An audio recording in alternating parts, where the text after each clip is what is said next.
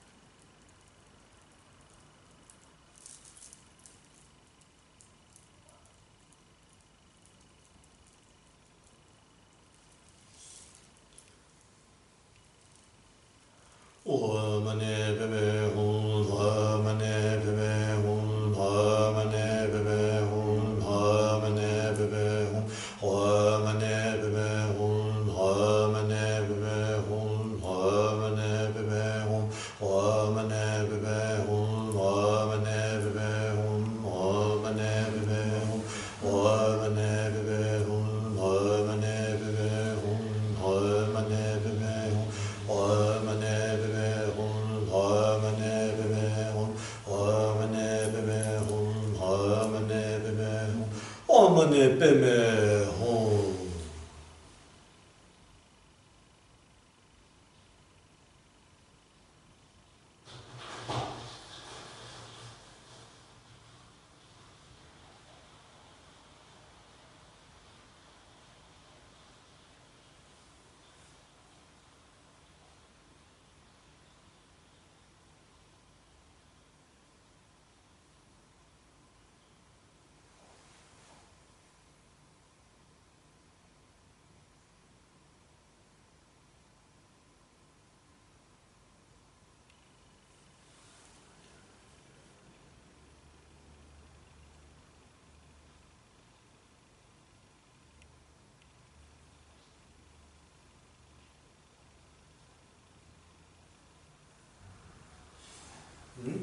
Now, just a quick dedication that whatever little merit we have accrued here, that it be dedicated for the benefit of the Buddha Dharma, and those teachings may be expounded in an uncorrupted form in the 10 directions for the benefit of all mother sentient beings, that all mother sentient beings may be as fortunate as we are and acquire precious human rebirth as quickly as possible, and thereby come into contact with the true sacred Buddha Dharma, develop unshakable faith in the Triple Gem, following the footsteps of all the Buddhas and Bodhisattvas, and thereby achieve perfect enlightenment. Sava Mangala. Thank you. Any questions?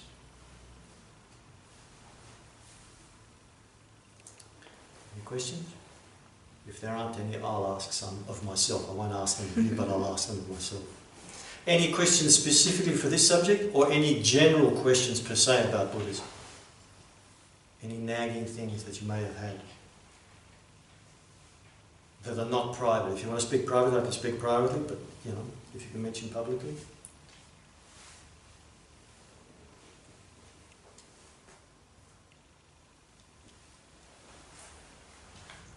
Okay, so I'll just quickly, I'll just ask, so what happens now? You may not come back here next week, and I'm not expecting anybody to do that. That's up to you. But what will be very good for your sake and for anybody else's sake will be that whichever tradition, Buddhist tradition you're from, that you now, whatever little bit you have acquired here, just like now with this Chenrezig practice, what happens after you've had a shower? We put on new clothes, don't we? New, clean clothes. So now, after you leave here, you change, you say, that's it, now I'm going to go home, go to the library, go to the internet, and I'm going to find out what it means to take refuge. You do your homework. You put on new clothes. You don't leave these old, new, stinking clothes that you have, which means our old habits. You change your clothes now. That's the suggestion. That's what, if you were sincere about this subject and about your happiness and about your future life, because the Dharma is always practiced for the future. This, what we've learned here, will not benefit us today. It will benefit us tomorrow, next week, next month, next year, next lifetime. It's always the future. So if you want something to happen next week, you have to have done it today or previously. So that's why I say, or have said before, because you're here today, it's because you've created the karma somewhere previously.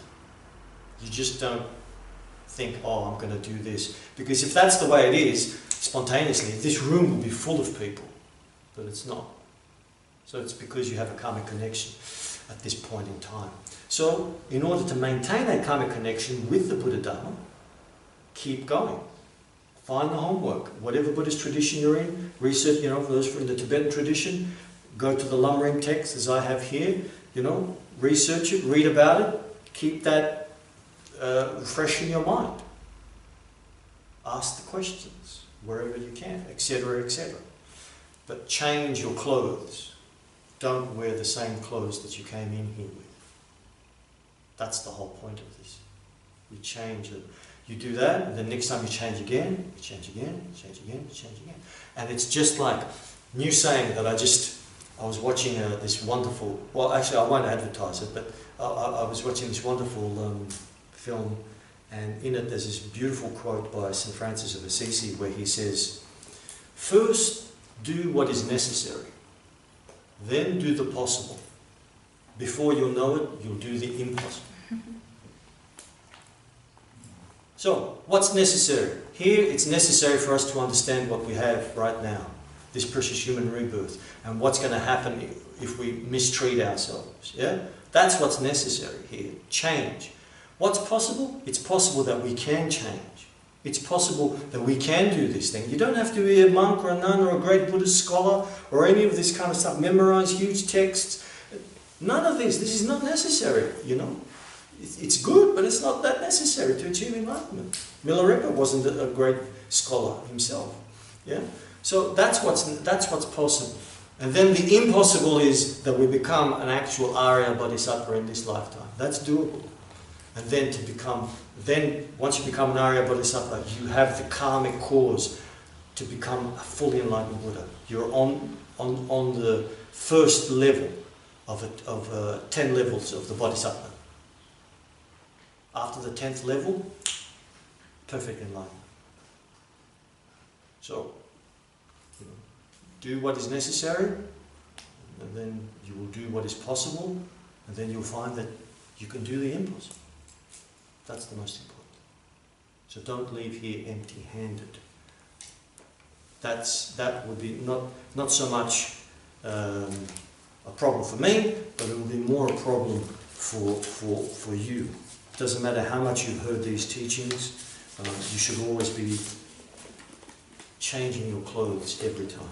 So, anybody who wants a picture of Buddha Chenrezig, there's a picture of Buddha Chenrezig here with, at the back here, Om Mani Padme Hum in Tibetan, 4 times, stamped out. So if you like one, you're more than welcome to have a copy. I know you guys have one, so. Would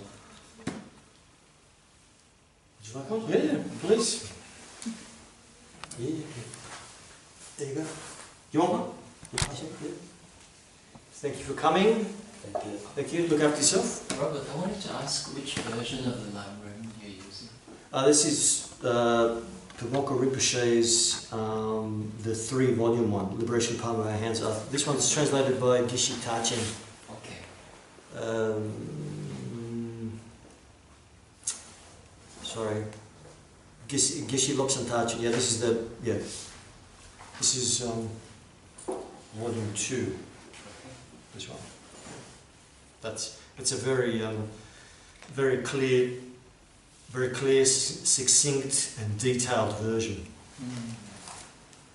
Strongly recommended. Yep. Any other questions? Thank you so much, Robbie. Anytime.